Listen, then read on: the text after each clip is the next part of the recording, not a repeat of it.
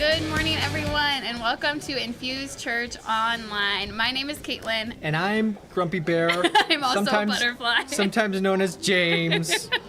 And welcome to Infuse Church. Infuse Church is a place for imperfect people to explore faith and find community, which means our online service is more than just a video that you watch. It's a place for you to engage, and we want you to do that today. Connect with some of the ways you can engage and talk with our online host, who is today Stacy. Oh yeah, all the way in North Dakota. They got a ton of snow up there. Did they? Tons. We were supposed to maybe get a dusting today, but I don't think we did. Stacy, if you're there, comment how much snow you got. How much snow did you get? Yeah. But otherwise, you can answer this question, which I think is interesting.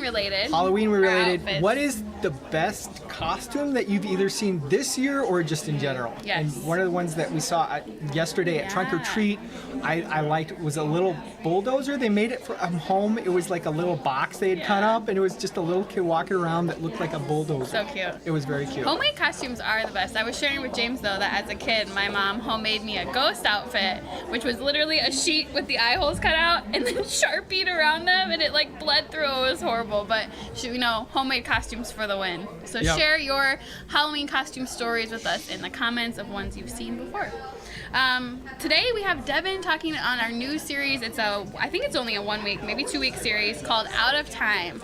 So I think we can all speak to being distracted, in a rush, in a hurry in our lives. So we're going to learn how we can maybe get more out of our time than just skimming by. So I'm excited to hear about that today. Excellent. And we can get ready for starting our kickoff next week is our Be Rich campaign. If you're new to Infuse, that means we just collect a bunch of money and we give it away. And that's going to be coming up next month, next Sunday. Yeah. But otherwise, have a great week and enjoy today's message. Yes.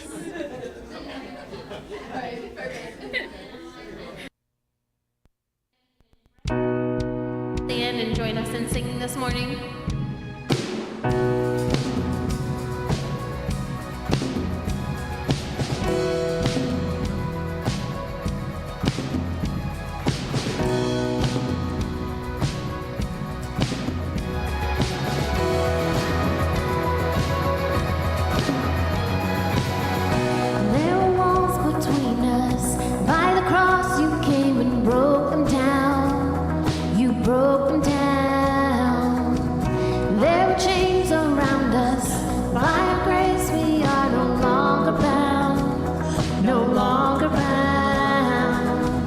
Called me out of the grave, you called me into the light, you called my name and then my heart came alive.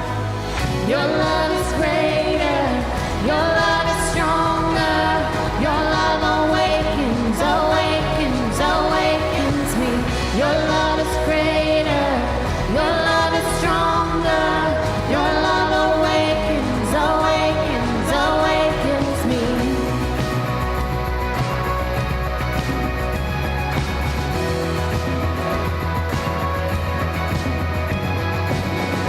Feel the darkness shaking, all the dead are coming back to life, back to life. Hear the song awaken, all creation singing, we're alive, 'cause you're alive. You called me out of the grave, you called me into the light, you called my name and then my heart came alive. Your love is greater, your love is stronger, your love awakens, awakens, awakens me. Your love is greater, your love is stronger, your love awakens, awakens, awakens me. And what a love we found, death can't hold us down. We shouted out, we're alive, 'cause you're alive. And what a love we found, death can't hold us down. We shouted out, we're alive, 'cause you're alive. And what a love we found, death can't hold us down. We shouted out, we're alive, 'cause you're alive.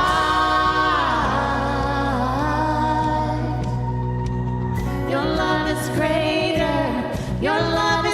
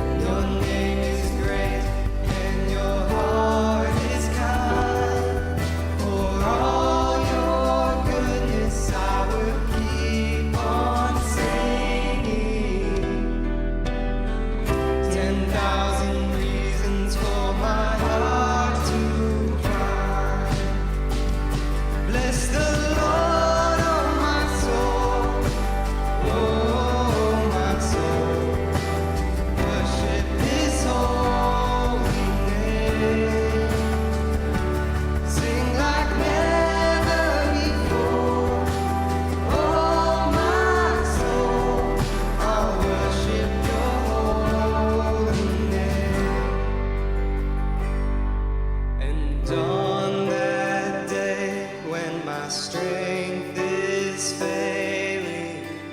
The end draws near and my time has come. Still my soul will sing your praise unending. 10,000 years and then forevermore.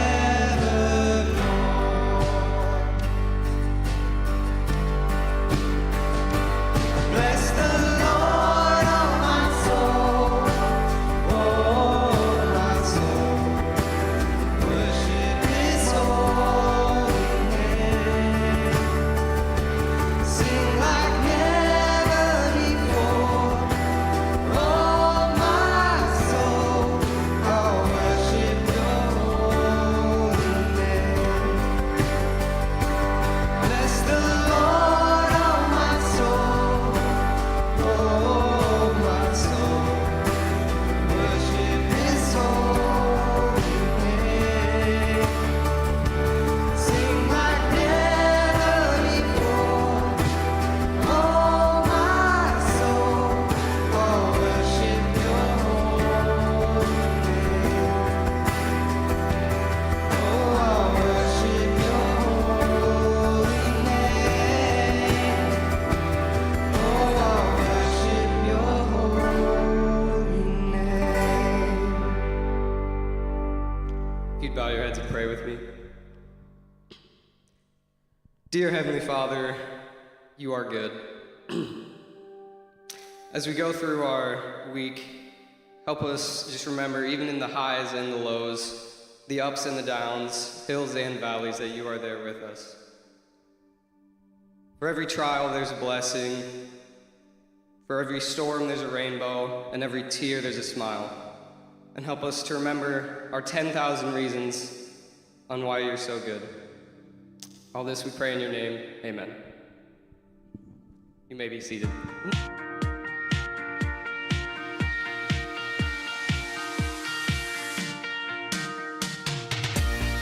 Hello, welcome to Infuse Church. My name is Stephanie, and we're really glad you are here today.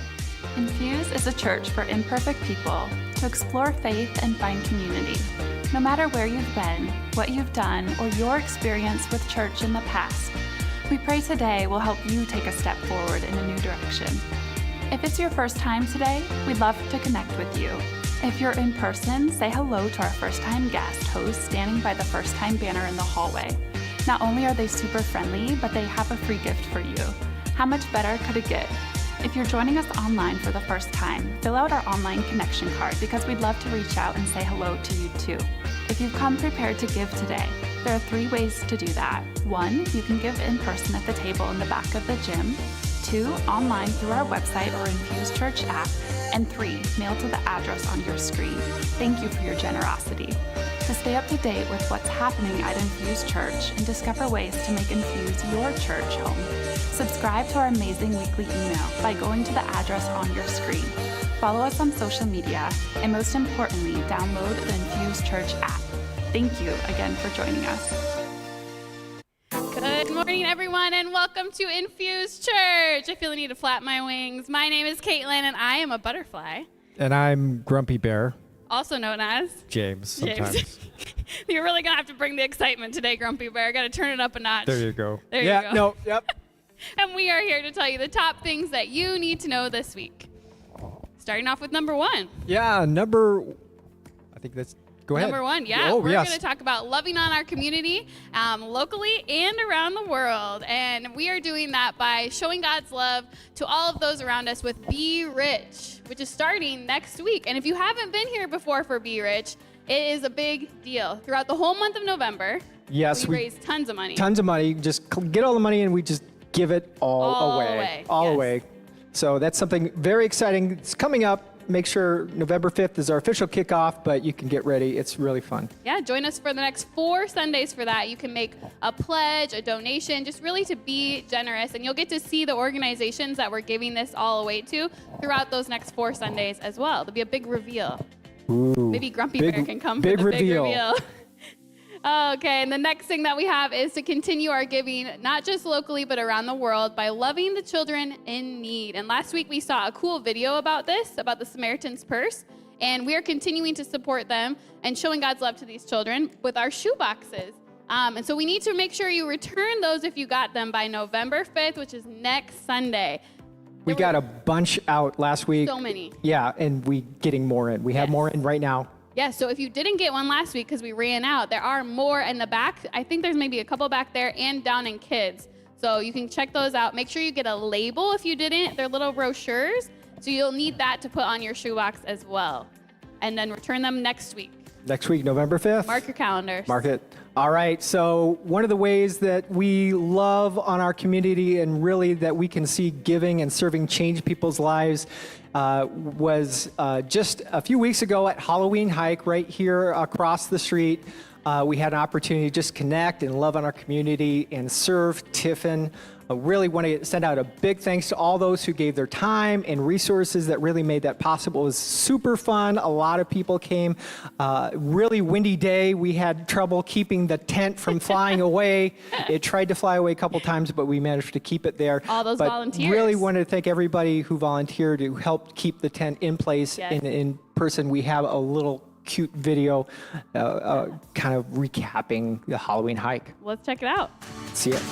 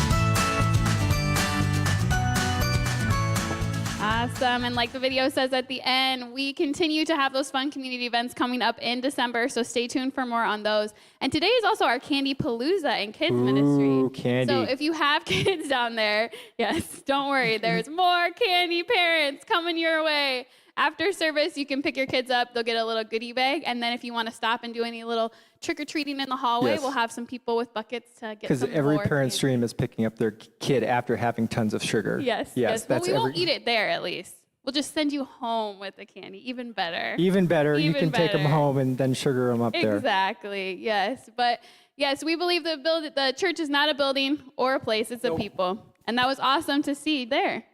It was absolutely awesome to see there. And one other thing I just want to mention real quick, and speaking of the community and people, if you brought in the cards for our teaching team, we have a basket in the back. If you forgot and didn't do it, feel free to just still do it, and you can bring it next week. That's fine. We'd really want to thank our teaching team, our pastors that really give a lot of their own time and effort and a lot of things behind the scenes that you don't see, really give them a chance to be encouraged and loved on as well. Yeah, Pastor Appreciation Month, apparently. We're Yes. learning, yes. So thank you so much for that. And if you would like to be a part of Life Change and invest in that way, we have two easy ways to do that. Financially, by giving a first-time gift or upping a recurring gift at infuse.church/give, or serving at infuse.church/connect, or by scanning these QR codes. And get on a shadow, a serving team. Come check out what it's like in kids ministry or on our First Impressions team, production. We have so many ways to get involved, and just come check out what that's all about. Yeah, it's really awesome to get plugged in and be part of that community. And speaking of community, the church is not a building or a place. It is that community of people. So for the next 3 minutes, whether you're online or in person, we just want to take a few minutes and just stand up and get to know the person next to you. Hopefully somebody you didn't come with, or maybe somebody you don't know real well or haven't had a chance to talk to in a long time. Or those of you watching online. We're going to make it easy and give you a question you can talk about and say, if you were going to a fall dinner party, what dish are you bringing? Oh boy, yeah. And I don't go to a lot of fall dinner parties, but if I did, if you did, I might bring a green bean casserole because it's super easy. Just throw that in there. Yeah, it's an easy one. I don't really have a specialty. Yeah. I remember growing up, my mother would always make scalloped corn, but I don't know how to make it. I lost that recipe, but I'll have to figure something out. You got to figure that on out. So share with those 3 around minutes you. Yes. In 3, 2, 1, go.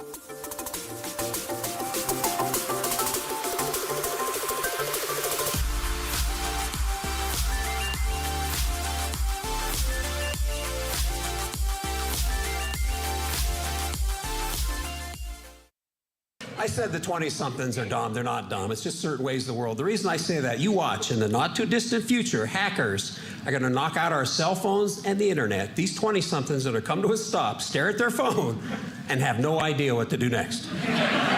Because they've always had an internet connection. If we lose the internet, us old folks, we got a plan B. You 20-somethings are going to have to find a bunch of old people and ask us how to do stuff. Hey, mister, can you help me get home? I don't know how to do directions. Well, I can draw you a map, but you're going to have to listen and store the information in your head.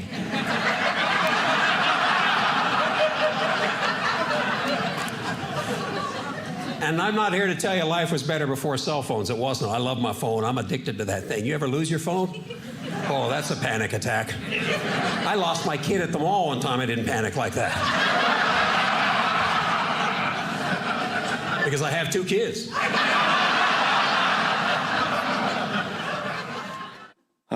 Yeah.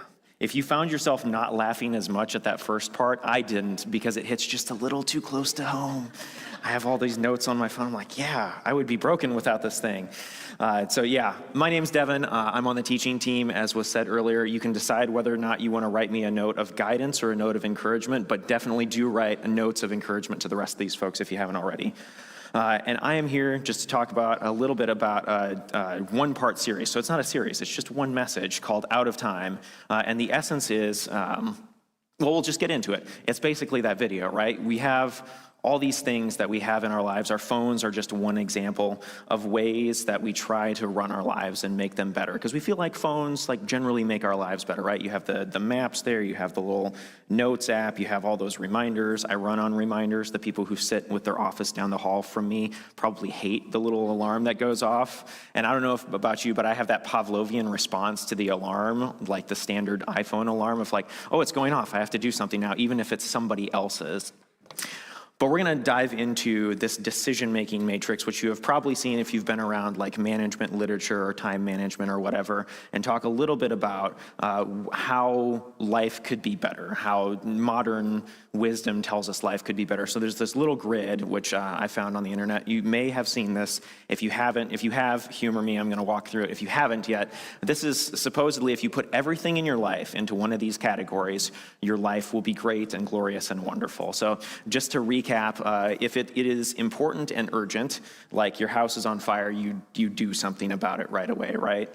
And do all of you do that? Something comes into mind that's urgent and important and you do it right away? Good. Me neither. I bank those things. But theoretically, if you did all those things right away, you would feel better and things would be better. If it's important and not urgent, you put it on your calendar. You plan that thing out. If it is not important but urgent, then you give it to somebody else to do. This works great in theory, but in practice, who you delegate to is the real question. I find myself delegating to my future self, which is just like the calendar, but not on the calendar. You put it in a stack of reminders that you tell yourself you'll get to eventually, but you know you're lying to yourself. It's just gonna sit there until it finally becomes either not important or it becomes, moves from not important to important. And then, of course, there's the not urgent and not important, and then you eliminate that thing, you delete it, or whatever acronym you're using. So this, theoretically, right, this would be great if all of our lives ran this way. But the reality is our lives look often more like this next classic internet comic, This Is Fine. You sit there and you look at your life and you survey all the things you have to do and the things you haven't done and the things that the person you want to become and the things you want to do, and you're like, this is fine. I'm just going to sit here with my cup of coffee and just experience the way the world is. And I will tell you a brief story that involves too much woodworking, so also humor me. There will be much woodworking in this analogy. But my dad and I have been, and guided by my wonderful wife, who is the designer of this thing, we have this play set in our backyard. We moved recently. There was a play set in the old house. Managed to sell my parents on the fact that we were going to move, and we're not going to move this monstrous play set from the old house to the new house. We're just going to build a newer, better one. Great, fine, whatever.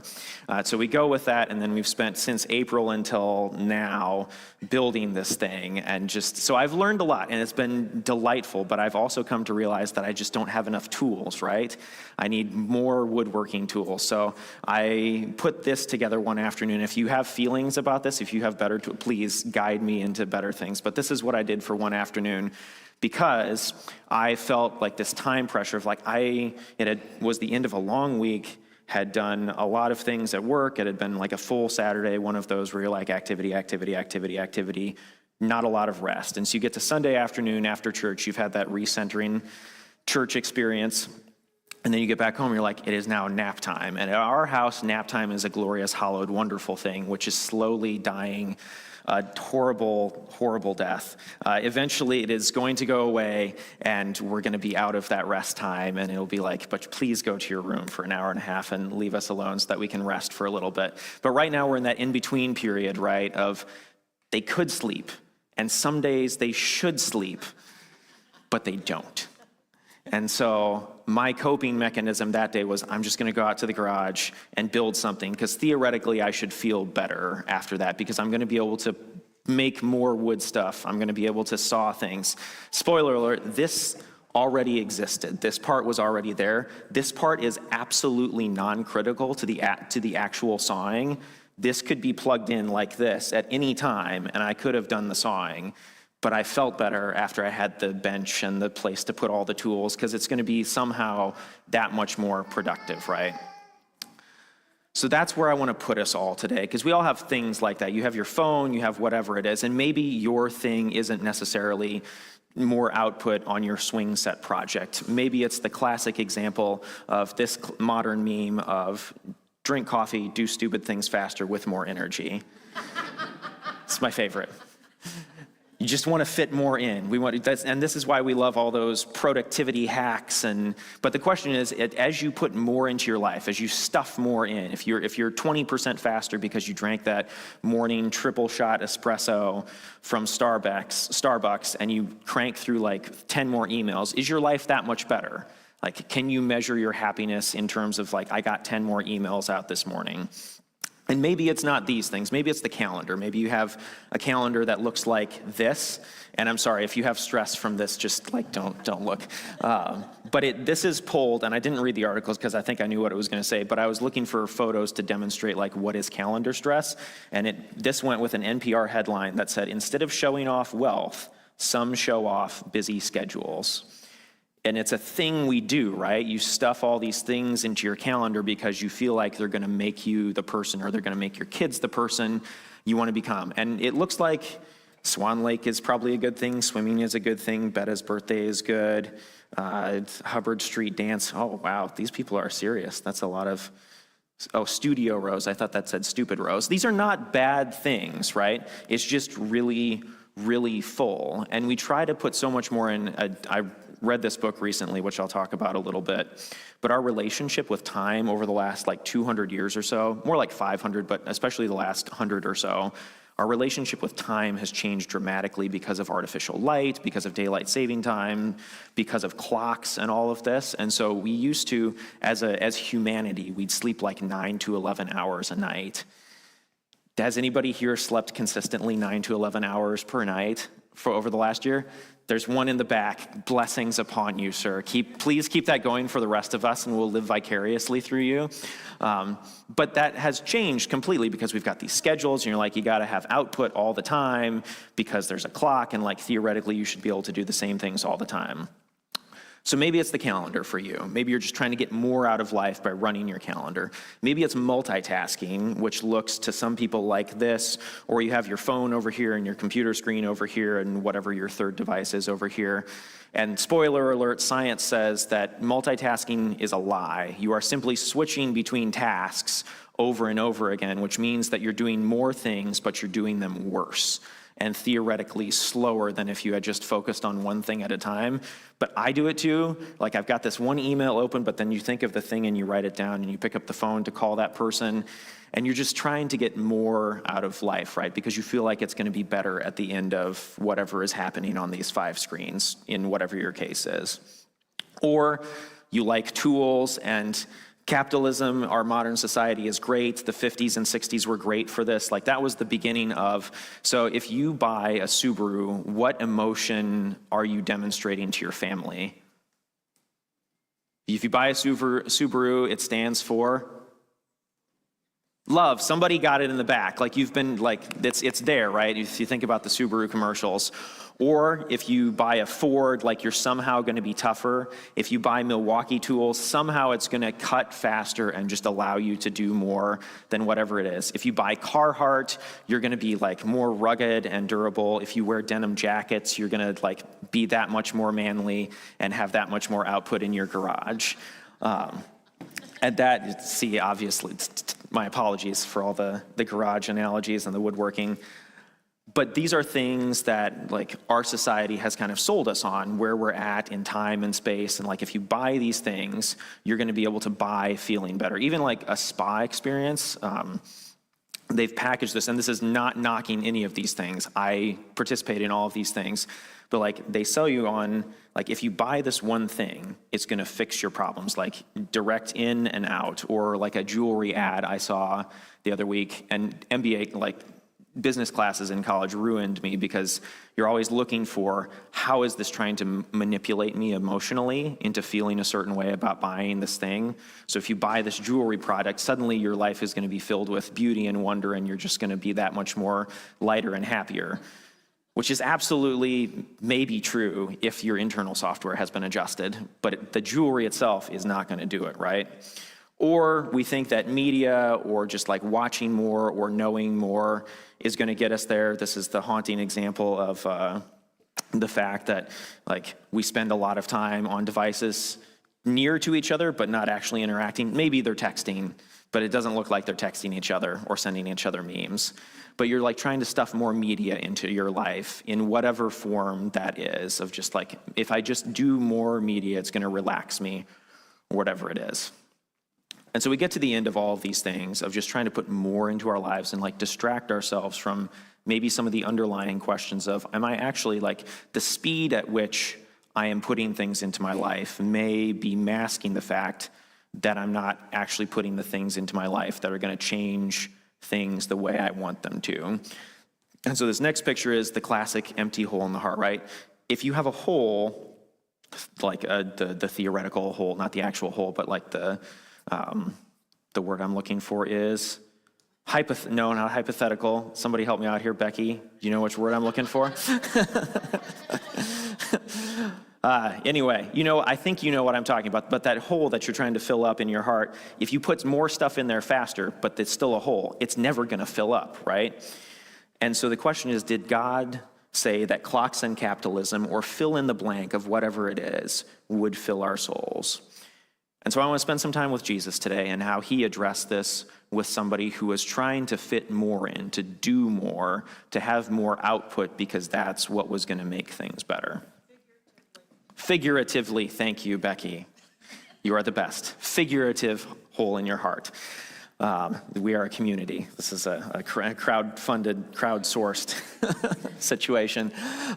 So figurative hole in your heart. All right, so this woman had a figurative hole in her heart.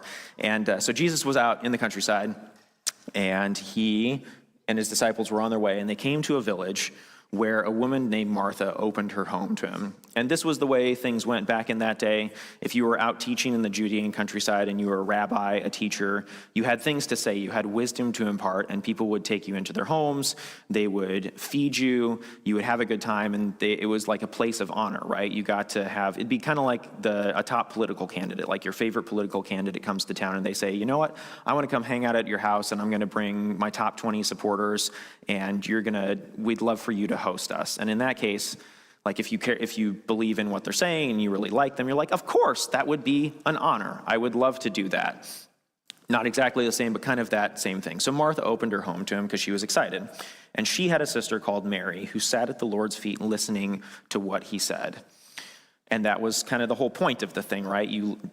The rabbi came and was teaching and you got to hear what he had to say. And in Jesus' case, we look back on it with the perspective of time. It's like, these are the most important things that we could be listening to if you believe that Jesus is somebody, and you have to do the thing. You have to feed the people. You have to get the house clean. You have to do the things so that you can host the people in the way that you want to. But Martha was distracted by all the preparations that had to be made. The outhouse was not yet clean. She came to him and asked, Lord, don't you care that my sister has left me to do the work by myself? Tell her to help me. And if you put yourself in those shoes, you've probably had that feeling one time or another. And so Jesus answers, he says, Martha, Martha, the Lord answered, you are upset and worried about many things, but few things are needed, or indeed only one. Let's just break this down, make it real simple. 1, Mary has chosen what is better, and it will be not taken away from her. And so the question is, maybe some questions to ask yourself is, do you have to be more responsible than God? Which is kind of like, if you look at it, a little bit of what Martha was doing there. She's like, hey, Jesus, like, it's great that she's sitting here and listening to you, but don't we have things to do? Can you please send her? Or maybe she was like, but Lord, just maybe send one of your disciples to help me clean and cook and do all these things. Like, somebody's got to do these things. And maybe you've read this story and asked yourself some questions like, who is actually right in this situation? Have you ever wondered maybe if Jesus was a freeloader in the situation, was like, nah, it's all going to be fine, while not asking himself the question, who's actually going to do this thing? Or have you heard somebody say, but like, what if everybody did live their lives that way? And do you maybe compare your worth to others by how much you do versus what they do, or like how full your calendar is versus what they have? And this is like not necessarily our fault, because we live in a specific place of time where like our capitalistic culture wants us to produce, make things. Like, our value is determined by the dollar amount that gets put on what we can put out into the world a lot of times. And maybe you're totally free of that. Maybe you've been influenced in some way, shape, or form. But we're all in this world all together in this culture right now. But the question is, do you have to be more responsible than God in that situation? And bringing this back to our distractions, we keep wanting to put more things into our life, right? With any of these things that kind of distract us from the underlying question of, am I doing the things that will actually help? So I just want you to focus for a second on, what is your distraction addiction? Of those things that I said, maybe it's one of those, maybe it's something totally different than all of those things, but it's the things that distract us from what's most important. And if you believe in Jesus and you believe that he was the Son of God and came to save us, then Martha missed out a little bit. And Jesus was pretty clear of like, hey, spend some time with me. The other stuff will fall into place. And that, like, we trust that he had a handle on whatever that situation is. But she was trying to get it all done and was distracted by the tasks and missed the relationship. And if you've been here the last couple of weeks, want to reflect back on what Pastor Saylor's been saying about what is Jesus's invitation. And if you're here, we're here for week 2 of the Heaven series, or really any of the Heaven series. One of the things that Pastor Taylor focused on was the fact that Jesus, like, heaven isn't a place. It isn't a place that we get to through Jesus, or like the path that once you are saved and you die, then you get to go somewhere. It's about that relationship that we get to have right now with Jesus, which is something that was really eye-opening for me. Like, the kingdom is wherever he is, and that was his whole message. If you read back through the Gospels, and he said, and every time he says, the kingdom of God is near, is at hand, or the kingdom of God is here. The kingdom of God has arrived and is arriving. The point is that the relationship with Jesus was where the kingdom was. And in that light, Jesus's words here from Matthew make even more sense. He says, "Come to me, all you who are weary and burdened, and I will give you rest. Take my yoke upon you and learn from me, for I am gentle and humble in heart, and you will find rest for your souls. For my yoke is easy and my burden is light." And when I was putting the thing for my saw together, I was looking to make my yoke just a little bit lighter, right? And we all have things like that. We just want our burden to be a little easier. We want life to just go a little bit smoother. We want things eventually to work out a little bit better. We want to put all of our tasks into the 4 categories and magically everything's going to be fine. But what Jesus is saying here, and did some learning recently on this, and again, the book that I will recommend, but the yoke, if you didn't know, is that thing that they put on oxen back in the day to pull the plows. It's like those 2 little curvy things that they put on the 2 oxen's necks, and then you could pull the wagon or the plow or whatever. But like, there was work to be done, and you'd put this thing on them, and then they would pull it. And back when Jesus was teaching, this was an analogy that was used a lot by teachers, because they would say, this is my yoke. These are the things that I'm telling you to do that will make your life better. This is the work I'm asking you to do to follow whatever I'm telling you is a better way of living. And Jesus's point was that he also had a yoke. Like, life is not easy, is what he's saying here. Life does involve work and sacrifice and some choices. But what he's also saying is that I'm going to be there with you. If you take this analogy all the way out to the end, there's usually 2 oxen in the thing. And Jesus says, come be with me. I will be with you. And that is like, we can't, if you reflect for a while, like eventually we don't have what it takes to run. Like we want to say like we won't ever run out, or we have everything that it takes. And that is often true, but it's not always. Like eventually your strength is going to run out. And that's why Jesus is the answer. And he wants to be there for us to give that rest for our souls, because his yoke is easy and his burden is light. And there's a really wise guy that I read recently who had a lot of these thoughts. So I'm simply have done some thinking about that, and I'm reflecting on these things in this sermon. But what he said is, if you want to experience the life of Jesus, you have to adopt the lifestyle of Jesus. And if, like, you've probably thought about this at some point, it's probably been said in a different way on some Sunday, but if you come here and you do your hour of church and then you go home and you live exactly the same way as you always have, you can't necessarily expect changes, right? It's the same thing with like going to the gym. If you go to the gym one time a week for 1 hour, but you change absolutely nothing else about your life, you're not going to get results, right? If you want to adopt if you want to experience the life of somebody who is fit, you have to adopt the lifestyle of somebody who is fit, right? It just makes sense. And so the suggestion is like, it's not just Sunday morning. And it's not just just taking a few minutes to say, like, hey, God, so glad that you saved me, and then going on and doing the rest of what you wanted to do every day. It's spending time with him. So I just want to suggest a couple of things that we can all do in the face of the things that we do to distract ourselves, like all those things where we're trying to fill ourselves up. And I would suggest that we want to make space for God and then fill it intentionally.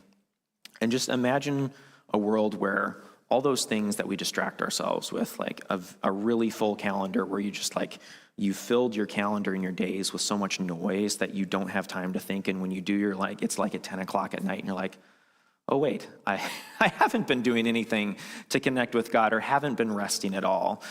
Or if you're always hunting for that next productivity tip and you're like trying to do more and more and more and more, like we think these things are good. They're all good, right? But it's in perspective of what God had to say about our relationship with him. And so just imagine a world where you've scraped your calendar a little bit cleaner. You have a little bit less to do, where you're not as focused on like reading the latest productivity tip, and you just like have maybe a timer on your phone. And again, these are not prescriptive, like you do whatever is right for you, because like my things that I distract myself with are not the same things that you distract yourself with. But in my case, it's a timer on my phone so that I only get 5 minutes of Facebook a day. And I realized that I could still get to it from my browser recently, so I had to put the 5-minute timer on the darn browser as well. So I only get 10 minutes of Facebook a day. But whatever that is, where it's like it's not actually going to fill you up, put a limit on it, make that space, and then rather than letting something else fill it intentionally. And so here are some things that you can do. I would really recommend you read The Ruthless Elimination of Hurry by John Mark Comer. It goes deep into reflecting about how we are where we are in the hurry. And the line that haunts me is that hurry kills love, right? Hurrying through life, if you find yourself like doing all these things, pushing to do more and more, it will kill the love that you have. If you're a parent, you can imagine the times where you're like, we just have to get out the door, and you yelled at your kid because getting out the door faster was more important than your relationship with your child. Small example, but there's things that we do like that all the time. So it's a really good reflection on our own things, way deeper than I've been able to do it justice to.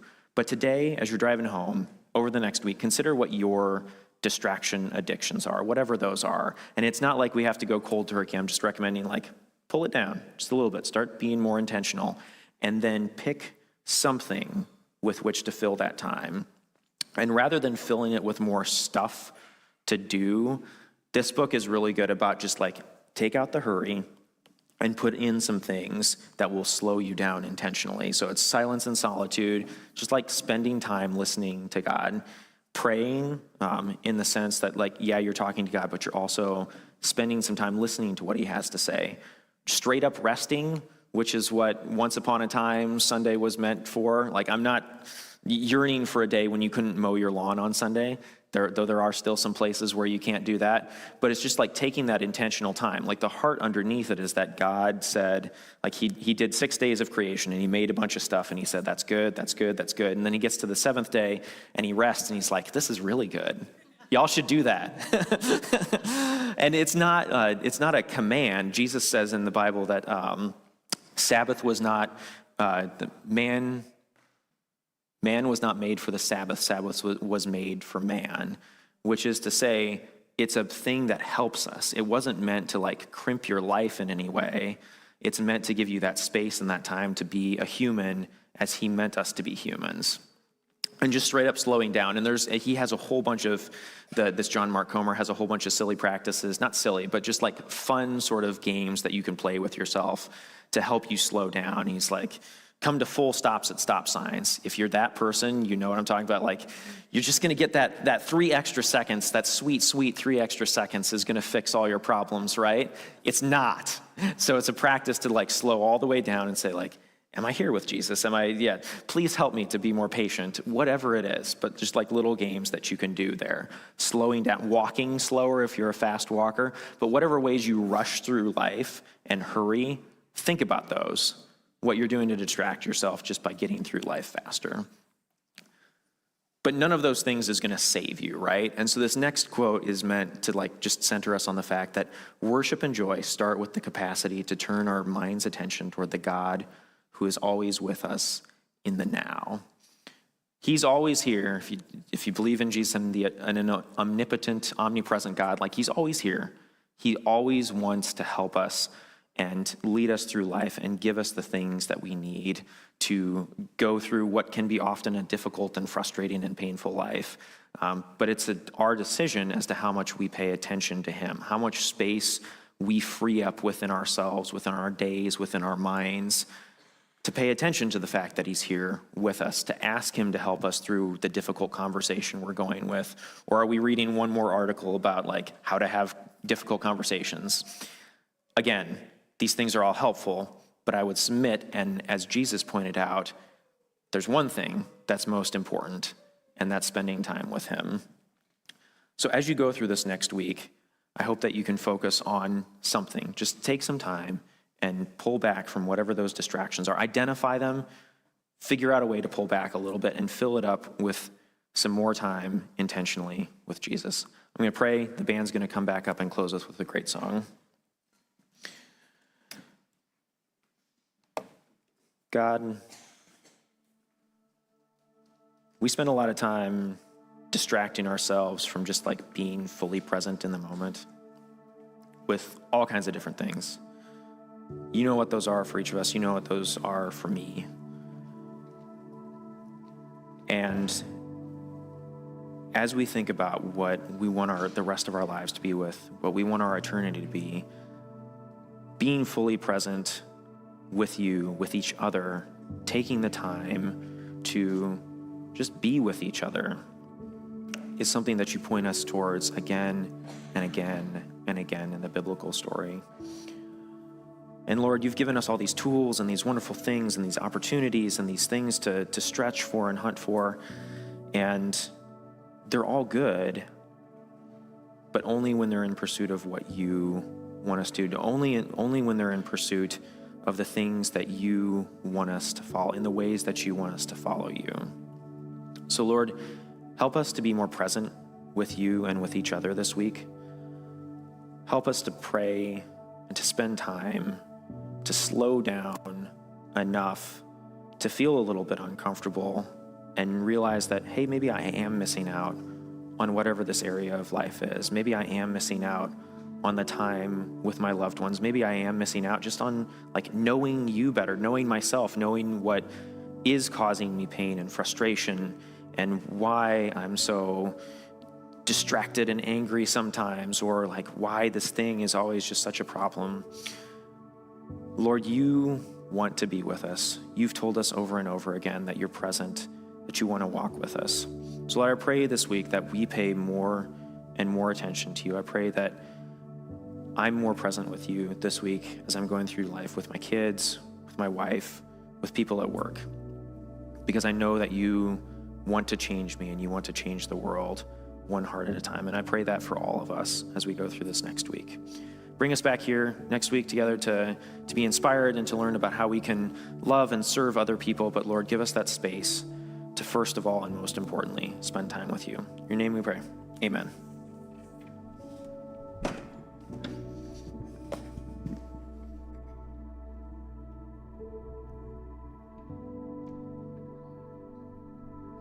If you guys want to stand and join us in singing this last song.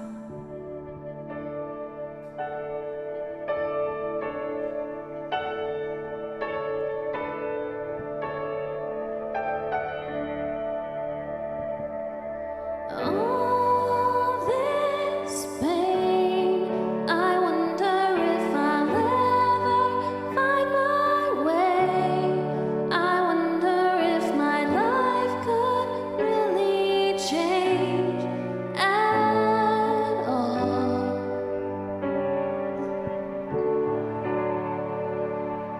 All this earth, could all that is lost ever be found? Could a garden come up from this ground at all?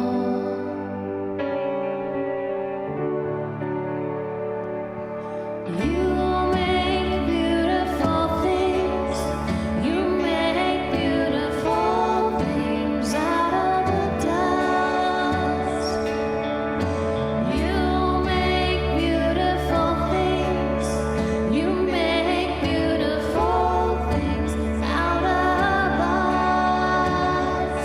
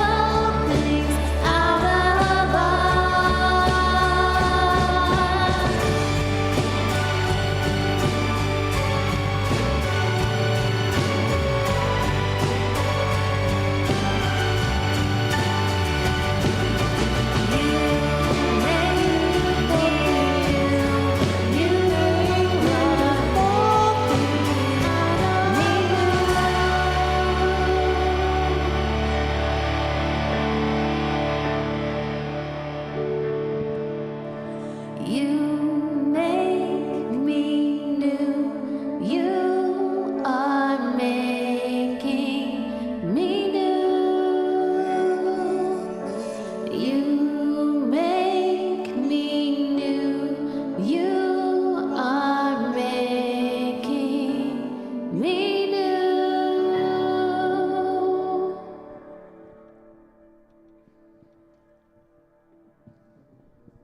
Excited to get up here and talk, but I want to thank everyone for joining us today and listening to Devin's message and really getting the opportunity and kind of thinking about what he was saying is it's so easy in this world to get your schedule all filled up with a bunch of tasks and things and not having an opportunity to kind of step back and rest and really kind of reflect on God's purpose in life.